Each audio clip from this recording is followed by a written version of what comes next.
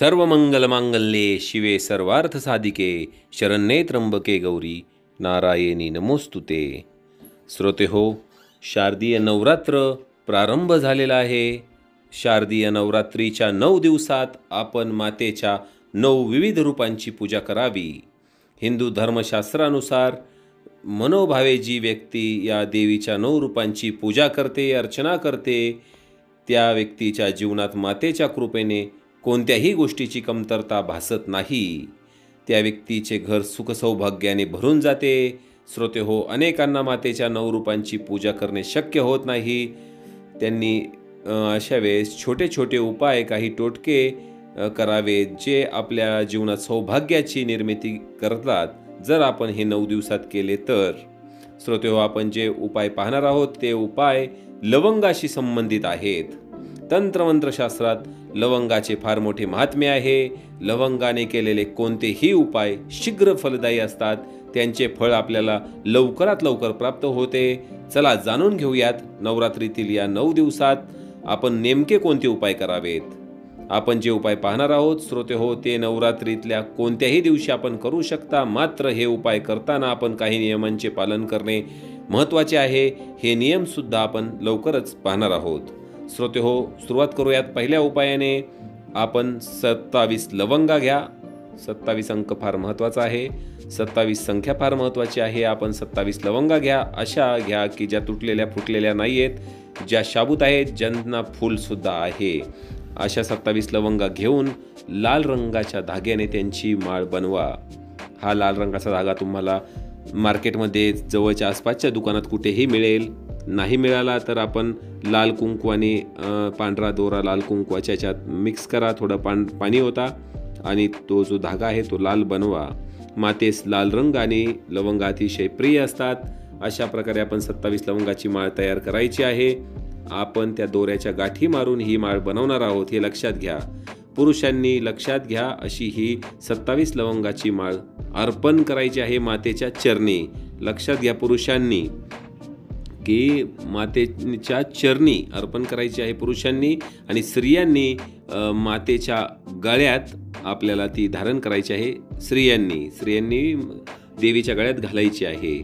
आणि घालताना गळ्यामध्ये मंत्र आपण कोणताही म्हणू शकता देवीचा।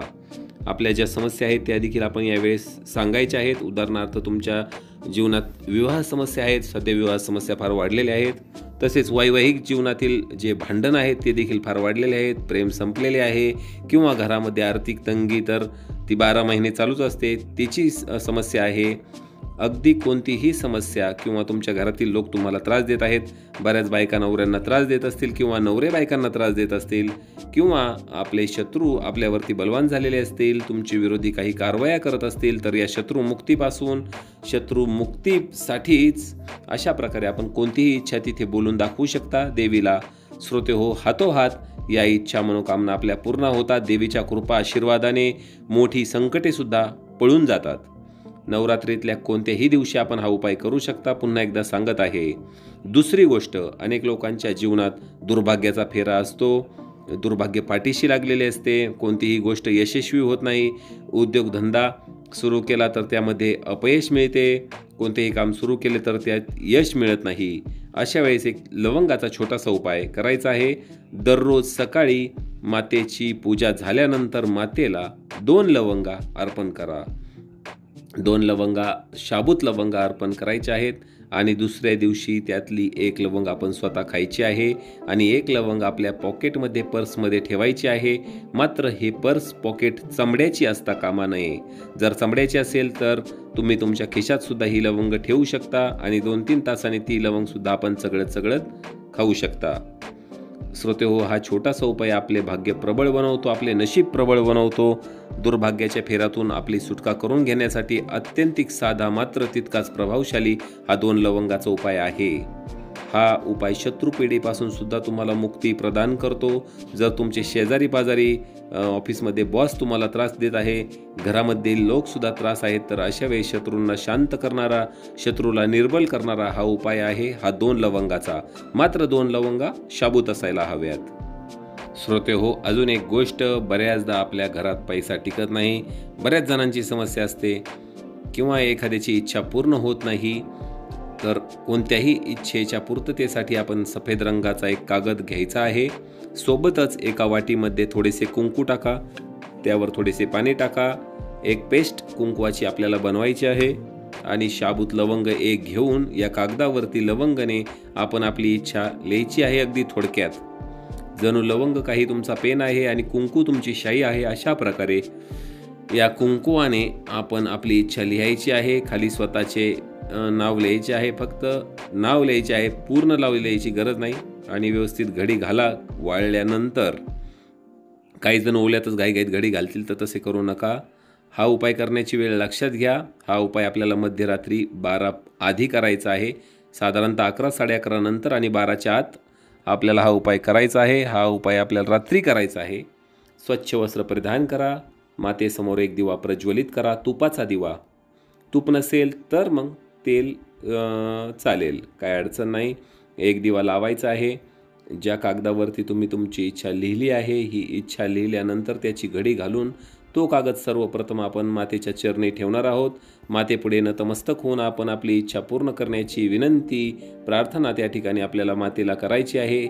आणि त्यानंतर तो कागद, जो दिवा आपण मातेसमोर प्रज्वलित केला आहे, त्या दिव्याखाली ठेवायची आहे. जर तुम्ही ऑलरेडी एखादा दिवा प्रज्वलित केला असेल तर तरीसुद्धा त्याच दिव्याखाली आपण हा कागद ठेवू शकता. श्रोते हो, लक्षात घ्या, दुसऱ्या दिवशी सकाळी आपण हा कागद दिव्याखालून काढून मातेच्या चरणी ठेवायचा आहे. आणि 10व्या दिवशी जेव्हा विसर्जन होईल, मूर्तींचे विसर्जन होईल, तेव्हा या दिव्याचे विसर्जन करायचे आहे. आणि जिथे आपण कागद लिहिला आहे, हा कागदसुद्धा आपण त्या ठिकाणी विसर्जित करणार आहोत. श्रोते हो, हा छोटासा टोटका आपली कोणतीही इच्छा पूर्ण करण्याची क्षमता बाळगतो. मात्र मी जसे तुम्हाला सांगितले सुरुवातीलाच की नियमांचे काय पालन करायचे आहे, तर ते नियम असे आहेत की या 9 दिवसात कोणत्याही महिलेचा अपमान आपल्या तोंडून होणार नाही, याची काळजी घ्या. महिला या प्रत्यक्ष देवी स्वरूप आहेत आणि हिंदू धर्मशास्त्रसुद्धा मानते की ज्या ठिकाणी महिलांचा सन्मान होतो, महिलांचा मान ठेवला जातो, त्याच घरात देवी प्रसन्न होते, त्याच घरात देवीची कृपा बरसते.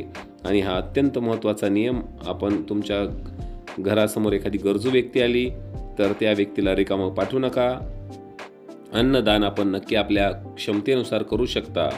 श्रोते हो, घरात बरकत निर्माण करण्यासाठी, घराची प्रगती होण्यासाठी हे छोट्या छोट्या गोष्टींचे आपण पालन अवश्य करायला हवे. पशु असतील, पक्षी असेल, अगदी कुत्रा जरी समोर आला तर त्याला भाकरी टाका, चपाती टाका. गाय आल्यास गायला चारा खाऊ घाला. आपण छोट्या छोट्या गोष्टी करायला हव्यात. आपण जर आपल्या घरात खूप मोठ्या प्रमाणात भांडणे होत असतील तर घरात निगेटिव्ह एनर्जी खूप वाढली आहे, हे लक्षात ठेवा.